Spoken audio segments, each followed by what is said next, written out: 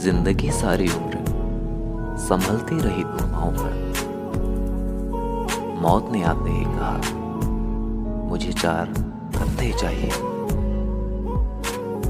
मीलों का सफर पल भर में बर्बाद हो गया। जब उसने कहा, कहो कैसे आना हुआ। एक ना एक दिन तो हासिल कर ही लूंगा मंजिल।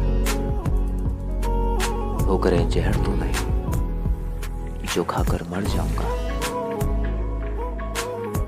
कसूर नींद का नहीं जो आती नहीं। कसूर तो उन सपनों का है जो सोने नहीं देते। एक ख्याल है तो याद रहे रख लेना, वरना यूं तो 100 बहाने मिलेंगे मुझे भूल जाने के। मैं थक गया था परवाह करते करते। जब से बेपरवाह हुआ हूं, जिंदगी में आराम सा है। कैसे कह दूं कि महंगाई बहुत है।